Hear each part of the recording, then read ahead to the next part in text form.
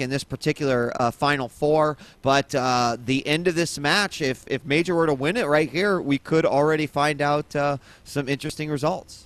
Yeah, I mean, you know, for ViBE and any Root fans out there, ViBE must win this game. He has to win this game. He has to win the next game to advance to the finals, and then he has to win in the finals to gain himself a spot in TSL4. Now, MajOr is already in. He's just acting like the spoiler.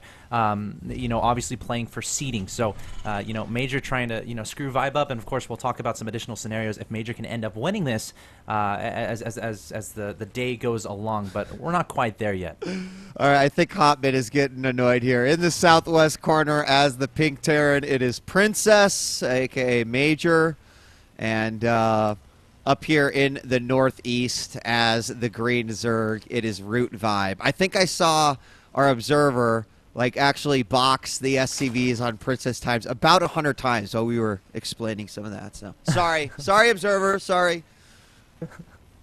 Oh man, and you see these guys. Look at the chat. I mean, this is interesting because the ViBE is talking about like he had no idea about the mech play, which is a little bit surprising to me considering I feel like MajOr is one of those Terran players who, like, most of the time will go mech, but again, that's another story about that last game.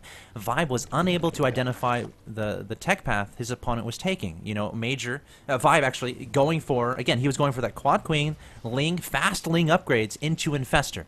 And that type of play, mech is really good against. Again, Blue Flame Hellions, you get those out, it's going to fry away all the links. So you have to be able to identify, okay, my opponent is going for a lot of Blue Flame Hellions. My opponent is going mech. I need a Roach Warren. We didn't see that happen until a little bit later on in the game, and it definitely hurt ViBE considering he wasn't able to find that out. Did you happen to see, I guess I didn't, but did you happen to see where that Overlord for ViBE went inside the natural? I wonder if when he got that OV picked off at the third, if that might have actually prevented him. Maybe. Or he held off on going in, and at that point he kind of already committed to that Ling Bane attack. I'm not sure. I didn't really check it after the fact, but I wonder if maybe that didn't have something to do with it. Does have an Overlord here, peeks in, does see that the command center is there, so the Overlord gets the information it wants and will put itself up on the cliff. Meanwhile, see a much earlier gas out of ViBE, and I really like this decision, just for initial map control, especially if there are no Hellions at the beginning, which it's kind of a toss-up. We have a double gas coming out here from MajOr. So, I mean, who knows? That worked so well in the last game. Yeah. You know, mobility is definitely an issue here as far as mech Terran players and Cloud Kingdom is concerned. So, just have to see exactly what he's got up his sleeve. Yeah, I feel like mech is fairly good on this map. I mean, you can establish defenses around, you know, your expanding command centers, like the third base. There's a ramp leading up to it. You just get a planetary fortress there, maybe a bunker or two, maybe a supply depot wall in front of the bunkers, and maybe a siege tank behind. What can a Zerg really do to break that? It's pretty darn difficult. So I feel like MajOr should do a similar thing in this game. The question is, what is ViBE going to do? Because I like how you pointed out the early gas. Of course, the speed is the obvious thing, but it also keeps the Terran player guessing. You know, you see that early gas, okay, maybe he's getting metabolic boost speed upgrade, but what is he doing beyond that? It looks like ViBE is going to do something considering he still has 3 drones in that gas. Yep, keeping it on there, and he has started his speed, so we'll see. He's going to throw down a Roach Warren right away, and could be going for some sort of a bust here at the front. He's got that Overlord. He will be able to spot, you know, once a bunker goes down, and I have to imagine that it is going to go down. We are going to open up with these Hellion opening here from MajOr, throwing down that starport almost instantly, and a second gas was taken. So there come the additional Overlords. And I guess if we see drones beyond this, we'll know. But if not, he might just be leaving these final larvae and then the injects for all these roaches. Yeah, it looks like MajOr's doing pretty much the exact same thing as last time, getting the quick Hellions out, going for a quick Cloaked Banshees.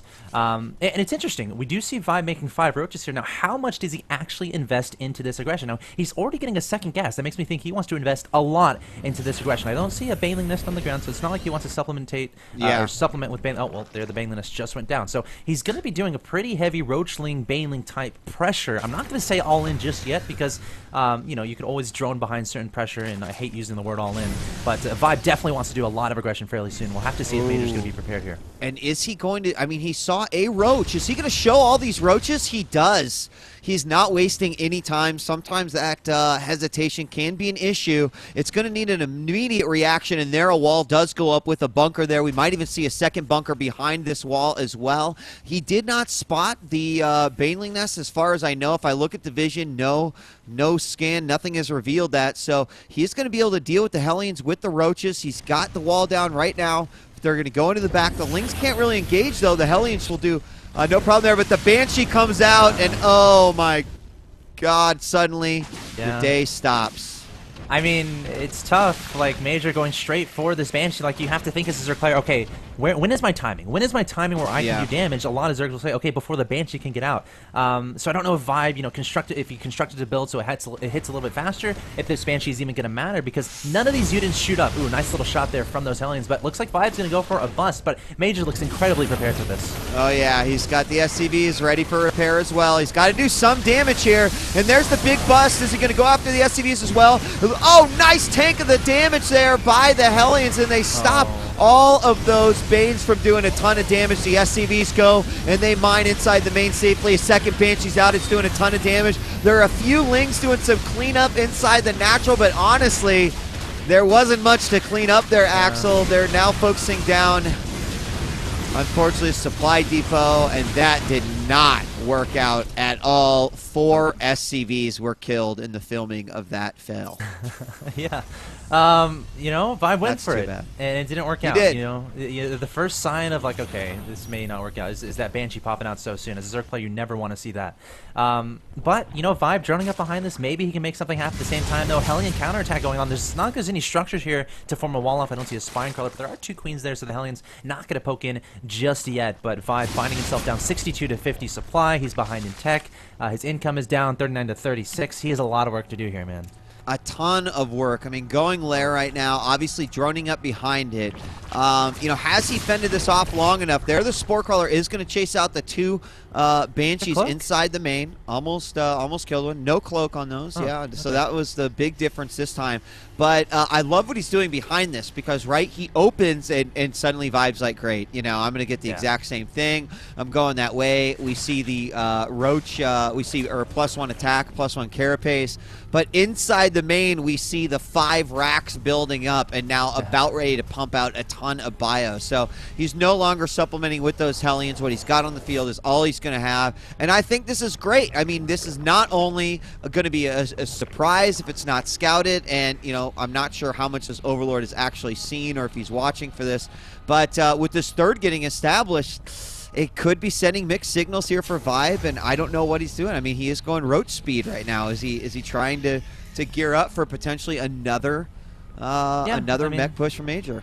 Yeah, perhaps, because, I mean, again, like you said it, he's seen the exact same type of build order from his opponent as last game, minus the cloak. So, I mean, in your mind, you'd be like, okay, you know, in best of 3s, you kind of base your decisions off game 1 and how your opponent played. So, really cool little tech switch here from MajOr, going for this heavy marine play. But honestly, at this point, you know, ViBE's initial push, I'm not going to say it was bad, but, like, it didn't work. MajOr did a great job holding it off. And when that happens as a Zerg player, oh, it's so tough, because you have to mix in, you know, keeping your economy going, yet you know you're behind, and you know that your Terran opponent can, like, formulate some pushes to really break you, so you really have to identify, okay, what is my opponent's unit composition, when is he moving out, when should I build those units to adequately prepare for his intended push?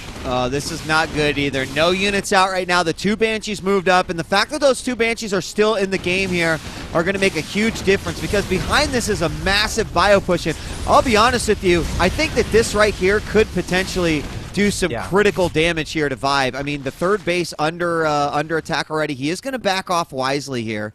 But how much bio? Look at what we have at the front. We have these 5 medevacs. We have just a handful of Marines. I thought there was a few Marauders in that mix. Are there already some heading out there? I don't know. Oh, is there? Where? I swear there were some Marauders in the mix, but maybe not. I mean, look at this. The Hellions. How are you going to deal with the Banshees? Like, this is just so nasty. Now the Banshee's going to go into the main. He's going to force as much out as he can. He's got an opportunity here, and here we go. This is nasty. I mean, the good news is for ViBE, he has Infestors out. I'm not sure where they are. They need to be in this fight, fungaling these Marines, but it looks like ViBE is not able to break this Marine Marauder force. MajOr doing so much damage to these Roaches and Queens. Finally, Infestor coming forward, throwing down the fungal, but is it too little too late? We see in the supply, 127 to 64 supply. ViBE in so much trouble right now. Yeah, and inside the main, we have the 2. Oh my goodness, so many have been killed. 14 kills on this guy, 18 workers have been killed in total. And you can just tell by the fact that, well, right now ViBE needs units, but with the amount of drones that were killed, his economy is wrecked from this point forward. So yep. I imagine this has to be the final stretch here, as everything at the 3rd has been cleaned up. We've got some Infestors with no energy. You know how useless those are. Some Lings may clean this up, but the damage has been done. Those Banshees have been chased out, and ViBE knows it's over. GG. And one of the Americans is gone. MajOr moves on. No.